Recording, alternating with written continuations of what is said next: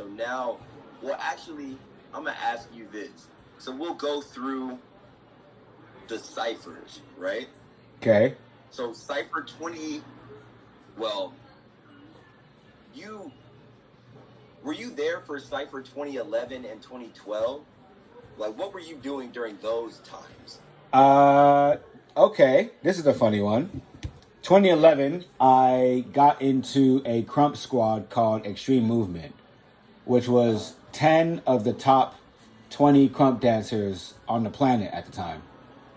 But I wasn't one of the best. I got on because I was cool with the manager, and I was assistantly, I was assistant manager to the dance crew. But I was training, battling every single week to the point where people thought I was part of the squad already. So they're like, "Who is this? Who is Shofu? Who is Shofu? Who I'm gonna beat him." And because he's associated with Extreme Movement, if I beat him, I beat one of the members. So everybody and their mom, everybody was battling me once per week for 4 years. Every single Wednesday, I would come back there, find somebody else to beat up, figuratively, or show off that night so nobody wants to battle me that night. But I'd have to be consistent and show my face.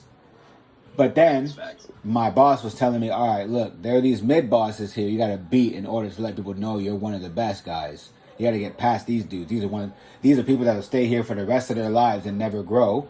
But because you have potential to do so, you got to move past them. I was like, fuck, okay, fine. So I started training.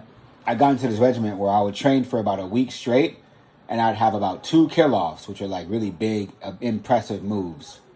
And with those 2 kill-offs I had in my back pocket, I was more confident. Oh, I got 2 kill-offs. I can use them whenever I want. So I would freestyle a lot more often and do random moves that would end up turning into kill-offs. So then I'd be like, all right, cool. I hit them with 1. You know, they're a little bit weak from that guard break. Now I'm going to hit them with this kill-off that I actually plan to hit them with. Boom, boom, boom. Oh! And then I do what's called getting hyped and getting amped, where you would swing the shit out of your arms and have everyone be like, all right, yeah, he's really marking his territory real quick, you know. So I do that shit once per week. And that was 2011, where I finally got on to Extreme Movement, and I was one of the newest members. And you would see my name on the screen of the crump battle on YouTube, and you wouldn't see Shofu's up. You would see Shofu Extreme Movement.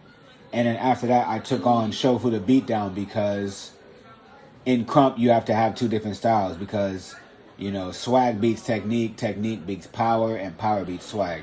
So you got to have one of the 2 styles, and then you got like fire, water, grass type shit. Kind of, sort of, yeah. Kind of, yeah.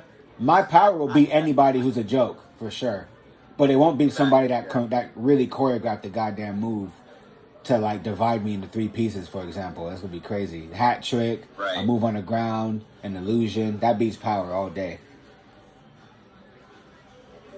So Shofu the beatdown part came from crumping. 3,000%. Yeah. Okay. So that was me back in 2011, and then 2012.